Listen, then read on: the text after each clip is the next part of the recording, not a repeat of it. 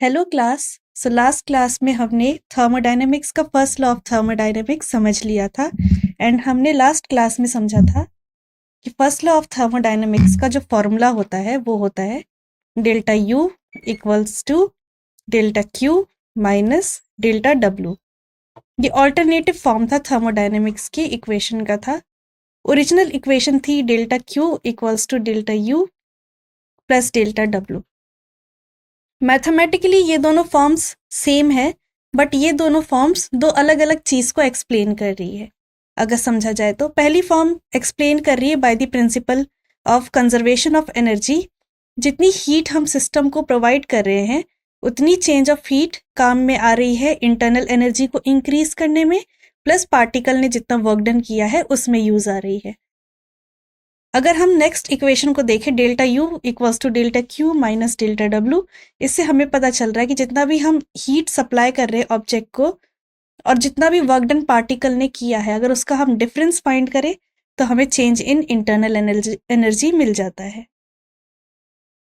And अगर जितना हमने हीट सप्लाई किया है सिस्टम में उतना ही हीट अगर पार्टिकल्स वर्क डन करने में लगा दे तो चेंज इन इंटरनल एनर्जी हो जाती है 0। तो ये था about first law of thermodynamics के दो ऑल्टरनेटिव फॉर्म। मैंने लास्ट क्लास में कहा था कि हमें मेनली ये चीज़ याद करके रखना है कि फर्स्ट लॉ ऑफ थर्मोडायनेमिक्स किस प्रिंसिपल पर बेस्ड है, and first law of thermodynamic based है principle of conservation of energy. ये लाइन मेन फोकस वाली लाइन होनी चाहिए इस टाइम हमारी। अब हम आगे चलते हैं एंड वर्क डन के बारे में जानने की कोशिश करते हैं। So the work done by the system against the constant pressure P। हम जानते हैं कि वर्क डन का फॉर्मूला क्या होता है, F vector dot ds dx vector.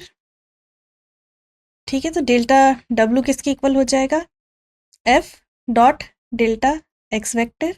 Okay, अब प्रेशर का फॉर्मूला हम जानते हैं कि प्रेशर क्या होता है, फोर्स पर यूनिट एरिया। तो फोर्स को मैं लिख सकती हूँ pressure into area and delta X को एक्स ही रहने देती हूँ। So delta W will be equal to pressure into area dot dx। Okay, area vector quantity होगी, सिमिलरली dx भी एक वेक्टर क्वांटिटी होगी। एरिया इनटू dx, एरिया में लेंथ मल्टीप्लाई कर दिया जाए तो वो वॉल्यूम में बन जाता है। सो delta W will B pressure into change in volume. ये हमारे वर्क डन का फॉर्मूला है जब प्रेशर क्या हो, कांस्टेंट हो। इस पूरे डेरिवेशन में आपको ध्यान रखना होगा कि प्रेशर कैसा है, कांस्टेंट है। अगर प्रेशर कांस्टेंट नहीं होगा तो delta W will be delta of PV.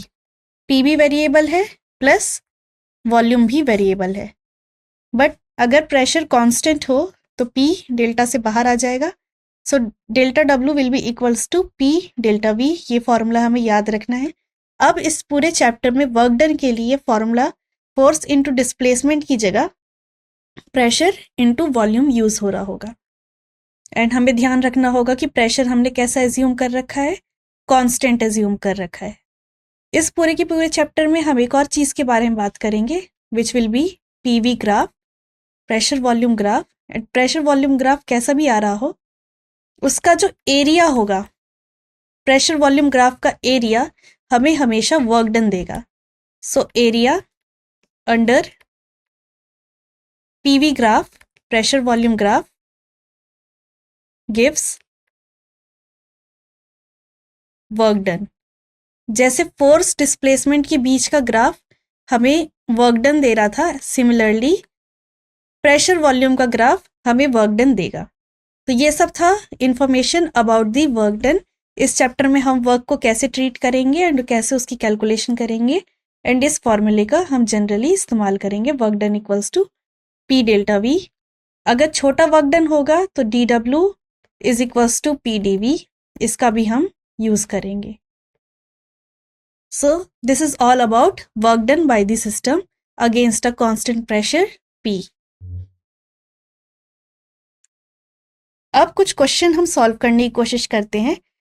Application to the change in internal energy For 1 gram of water, when we go from liquid to vapor phase, हमें कैलकुलेट करना है change in internal energy of 1 gram of water जब वो liquid से vapour phase में जा रहा है, एंड हमें गिवन है कि जो हीट हमने प्रोवाइड करी है, चेंज इन हीट। अगर हमें ग्राफ याद होगा तो ग्राफ के कुछ ऐसा शेप था। So this will be delta Q. Liquid phase से गैसियस फेज में जा रहा है water, okay. So this will be delta Q, and delta Q हमें गिवन है कि हीट सप्लाई कितना हुआ है लिक्विड से वेपर स्टेट में जाने के लिए, and that is 2256 joule. Pressure जो ले रखा है हमने, एटमॉस्फेरिक प्रेशर ले रखा है, एंड एटमॉस्फेरिक प्रेशर की वैल्यू जनरली क्वेश्चन प्रैक्टिस करते करते हमें याद हो जाती है कि वो इक्वल होता है 1.013 इंटू 10⁵ पास्कल। एंड हमें गिवन है चेंज इन वॉल्यूम, गैस से लिक्विड स्टेट में जाने का वॉल्यूम चेंज, डेल्टा वी हमें गिवन है 1671 इंटू 10⁻⁻6 मीटर क्यूब। तो हमारे पास प्रेशर है, चेंज इन वॉल्यूम है, चेंज इन एनर्जी है, हीट सप्लाई है, तो हमें डेल्टा यू फाइंड करना है। डेल्टा यू कैसे फाइंड करेंगे? जब हमारे पास डेल्टा क्यू गिवन है, डेल्टा वी गिवन है, एंड प्रेशर गिवन है। तो सिंपल है कि हम फर्स्ट लॉ ऑफ थर्मोडायनेमिक्स का यूज करें, जो कहता है delta Q equals to delta U plus delta W, where delta W is P delta V. P हमारे पास प्रेशर है, डेल्टा वी है, डेल्टा क्यू है। लेकिन अब इस मास का क्या यूज है?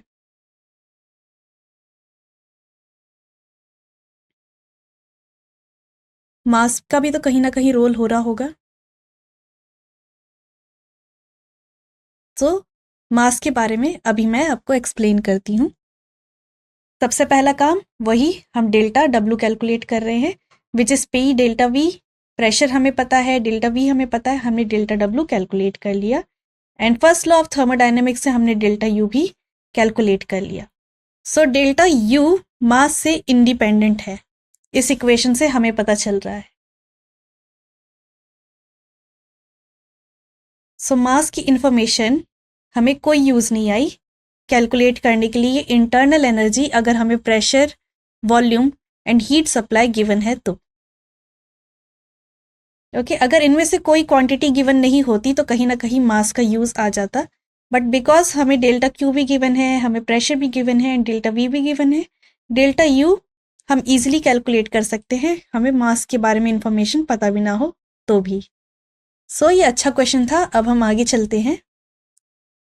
अब सपोज करो कि amount of heat delta Q supply करी गई है टेम्परेचर टी से टी प्लस डेल्टा टी पे।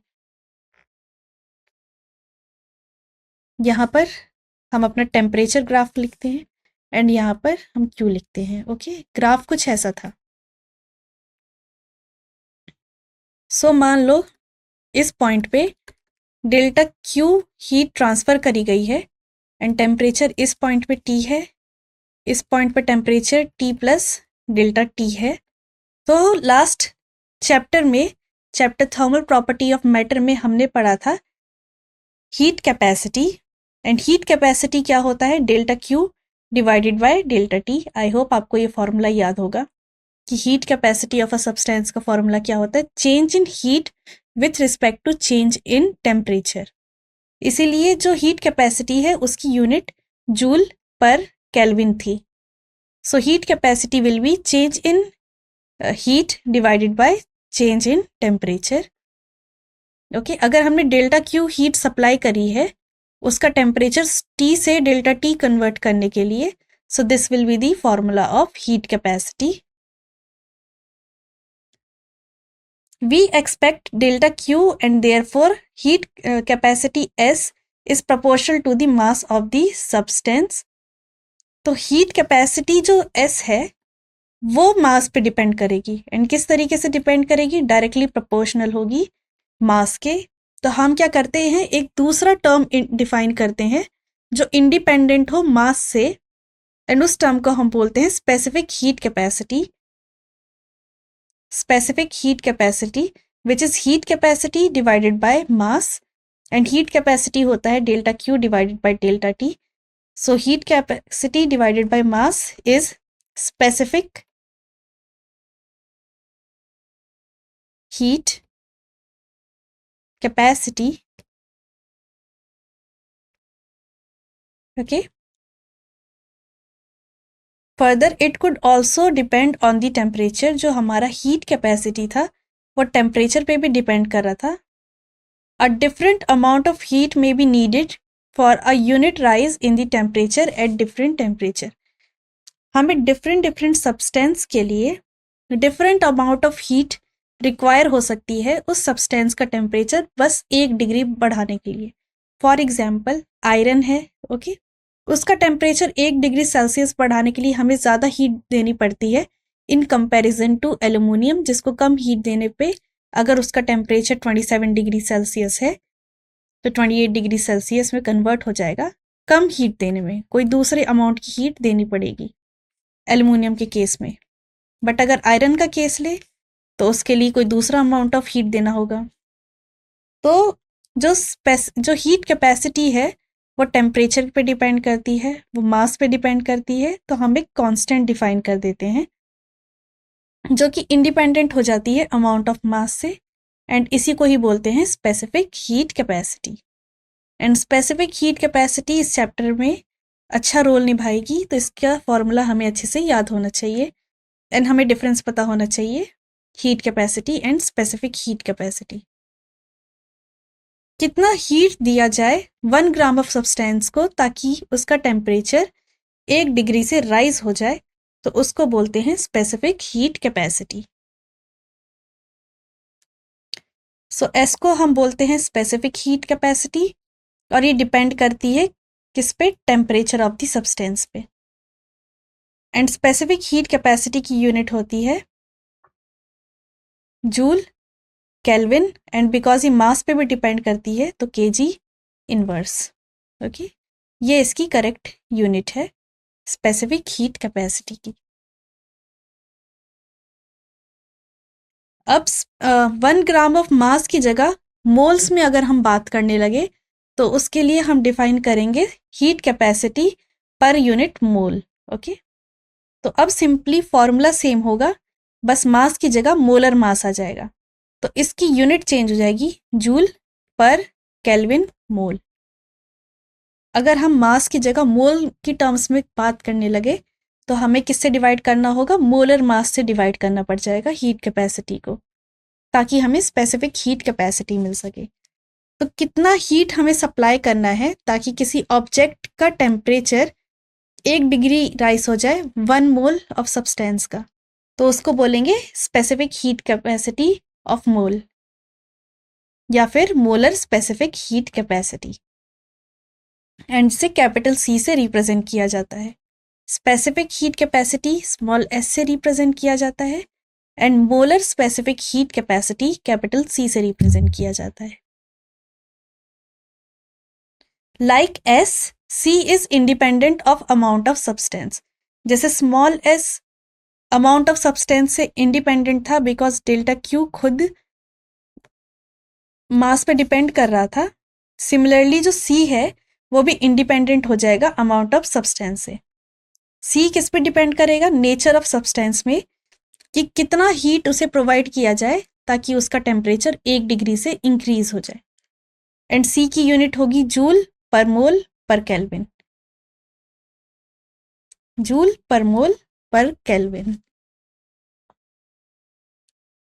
हम इस चैप्टर में आगे देखेंगे कि सी और एस को डिफाइन करने के लिए, कंप्लीटली डिफाइन करने के लिए हमें और भी चीज़ों की ज़रूरत होगी.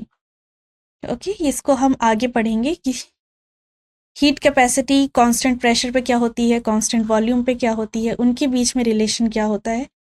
ये सब चीज़ें हम आगे इस चैप्टर में डिस्कस करेंगे. The idea in defining C is that simple prediction can be made in regard of molar specific heat capacity. C को डिफाइन करने के लिए स्पेशल रीज़न यही था कि हम इस चैप्टर में थर्मोडायनेमिक्स चैप्टर में हम बल्क में चीज़ों को मेजर किया करेंगे, बल्क प्रॉपर्टी पढ़ रहे हैं, हम मैक्रोस्कोपिक प्रॉपर्टी पढ़ रहे हैं, तो हमें मोलर स्पेसिफिक हीट की ज़्यादा ज़रूरत पड़ेगी in comparison to specific heat capacity, इसलिए हमने कैपिटल सी को डिफाइन किया है। We will see that prediction of specific heat of gas generally agree with experiment. जितनी भी स्पेसिफिक हीट हम गैसेस की निकालेंगे वो एक्सपेरिमेंटल डाटा के साथ मैच करेगा। We can use same law of equipartition of energy, हम इक्विपार्टीशन ऑफ एनर्जी की लॉज का यूज करेंगे। इसको हमने पढ़ा है कि किसी एक पार्टिकल की एनर्जी हाफ केबीटी होती है किसी एक डायमेंशन में, that we use there to predict molar specific heat capacity of solid। तो हम क्या करेंगे, इक्विपार्टीशन ऑफ एनर्जी का इस्तेमाल करेंगे molar specific heat capacity calculate करने की सॉलिड में। तो क्या कर रहे हैं, हम कंसीडर कर रहे हैं एक सॉलिड हम कंसीडर कर रहे हैं कोई क्यूबिकल शेप का, जिसके अंदर n एटम्स हैं, n एटम्स हैं, और सारे के सारे एटम अपनी मीन पोजीशन पे वाइब्रेट कर रहे हैं। ओके, अपनी पोजीशन छोड़ के नहीं जा सकते, बस इसी पोजीशन पे ऊपर नीचे वाइब्रेट कर रहे हैं। An oscillator in one dimension has average energy of 2 × ½ kBt। एक एक्सिस पे जो एनर्जी होती है इक्विपार्टीशन ऑफ एनर्जी के से, वो होती है ½ kBt। एंड बिकॉज ऊपर नीचे वाइब्रेट कर रहे होते हैं मॉलिक्यूल, तो ऑसिलेशन का एवरेज एनर्जी आता है, बिकॉज ½ kBt इस डायरेक्शन में, ½ kBt इस डायरेक्शन में, तो ऑसिलेशन का वन डायमेंशन में एवरेज एनर्जी होता है kBt। तो वन डायमेंशन में kBt होता है, तो 3 डायमेंशन में कितना हो जाएगा, 3 kBt हो जाएगा।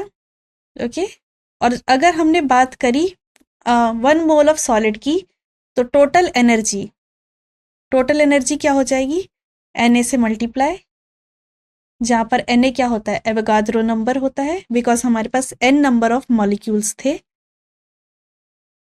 And Kb Boltzmann constant into Avogadro number R के इक्वल होता है। ठीक है, ये गैस कांस्टेंट होता है R। ये हमें याद रखना है कि Kb इंटू Na एक दूसरा कांस्टेंट हो जाता है, जिसको कैपिटल R से रिप्रेजेंट किया जाता है। जो हमने फॉर्मूला पढ़ा था आइडियल गैस का, उसमें उसका फॉर्मूला क्या था, PV = nRT। तो ये वही R है, ये R एंड ये R सेम है, यूनिवर्सल गैस कांस्टेंट है, और R की वैल्यू Kb इंटू Na होता है। और 3 डायमेंशन में जो एवरेज एनर्जी होती है 3 kBt होती है, एंड यही एवरेज एनर्जी अगर n मॉलिक्यूल्स के निकाली जाए तो 3 kBt इंटू Na हो जाएगा, जिसका मतलब है 3RT। ये हमारी 1 मोल ऑफ सॉलिड के लिए टोटल एनर्जी है। किसके लिए है ये, 1 मोल के लिए। n मोल के लिए निकालना हो हमें तो U = 3nRT हो जाएगा।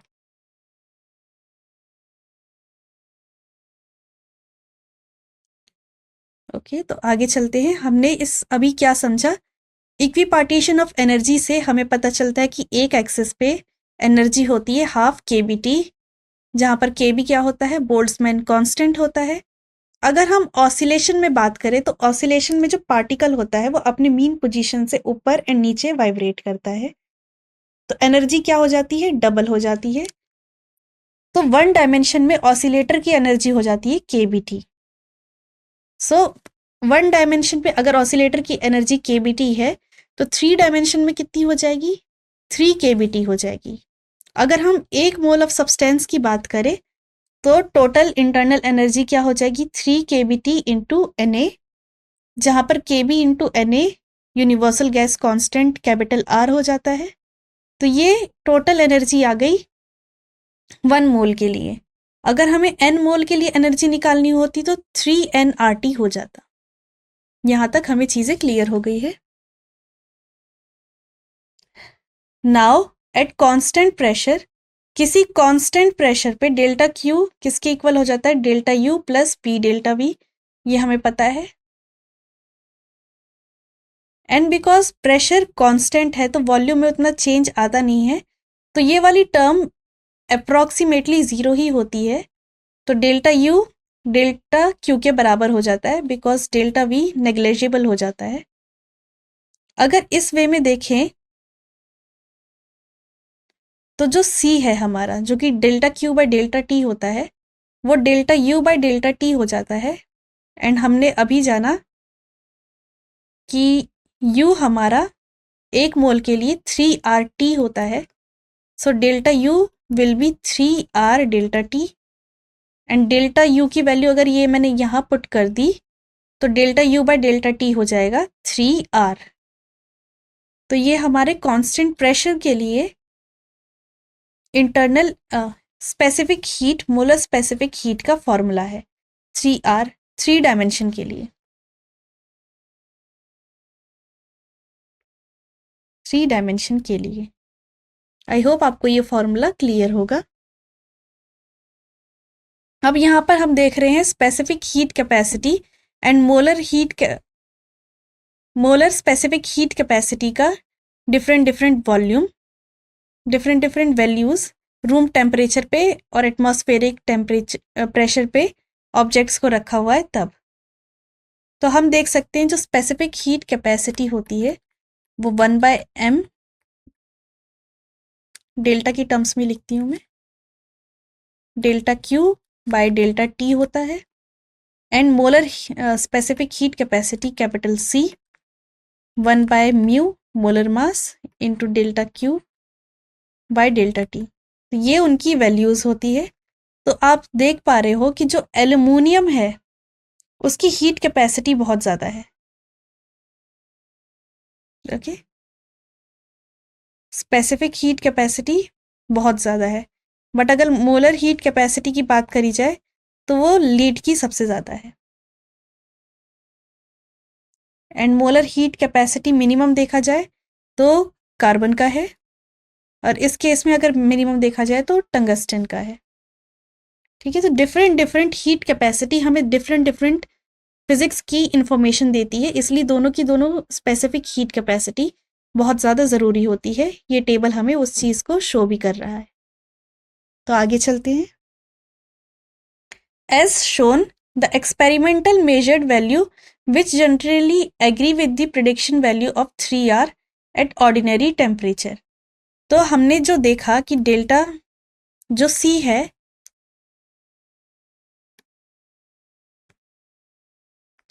C होता है that is 1/μ delta Q by delta T। And किसी कांस्टेंट प्रेशर पे बात करी जाए तो C इक्वल हो जाएगा 1/u delta U times delta T and delta U bye delta T 3R by mu हो गया।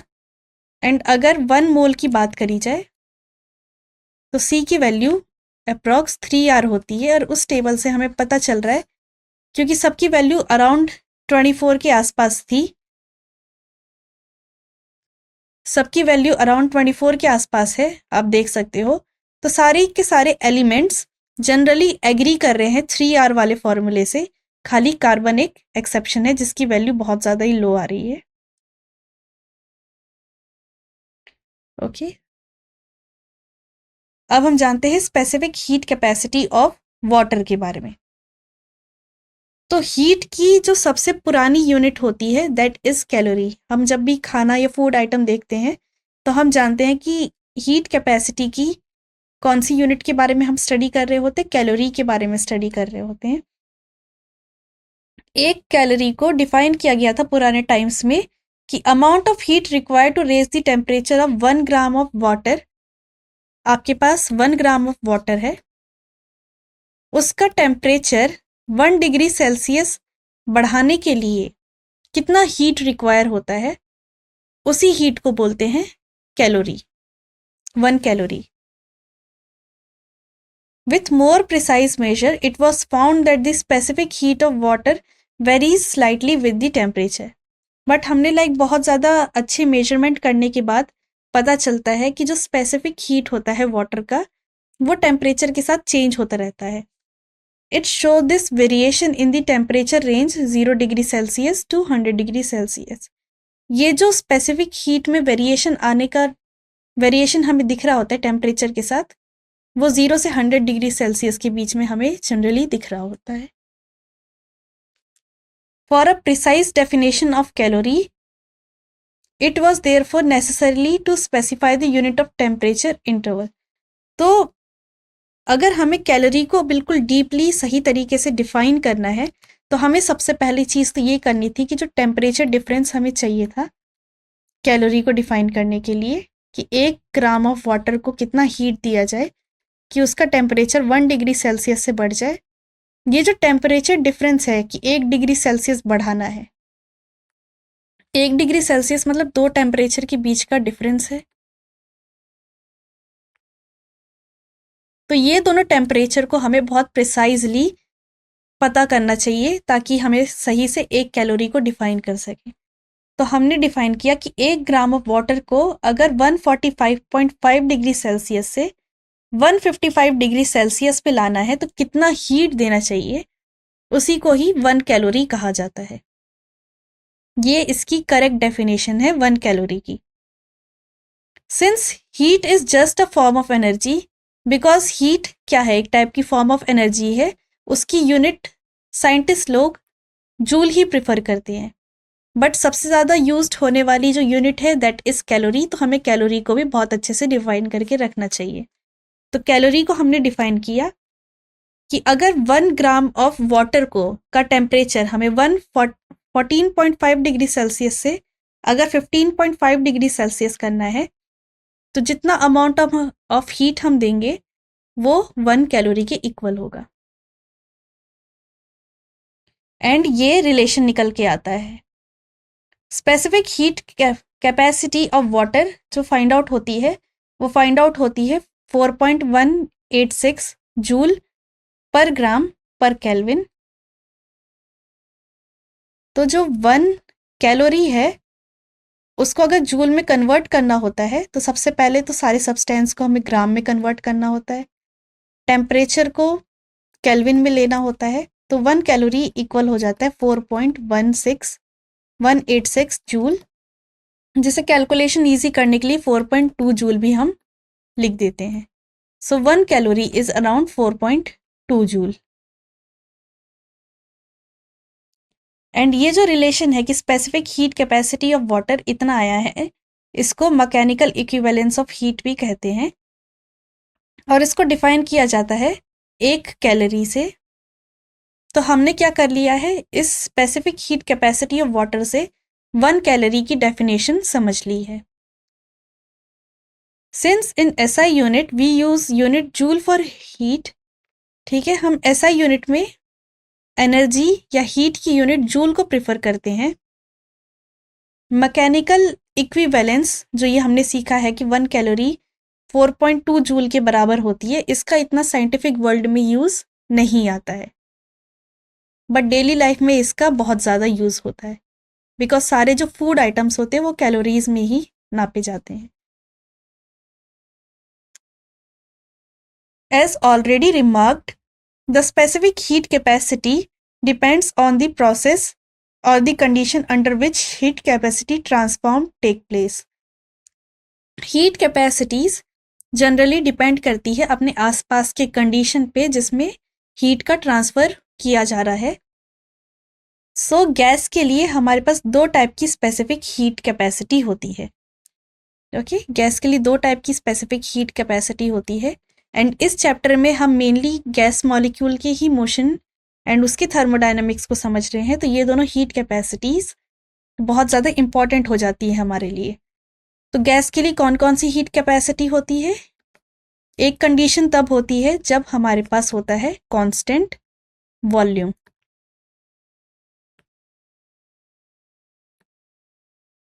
वॉल्यूम को हमने कांस्टेंट रखा है, प्रेशर को हमने चेंज होने दिया है, तो उसकी वजह से जो हीट कैपेसिटी निकल के आती है उसको हम कहते हैं CV, जहाँ पर V सफिक्स में लिखा गया है कांस्टेंट वॉल्यूम पे हीट कैपेसिटी फाइंड आउट करना। और वो भी कौन सी heat capacity, molar heat capacity find out करना।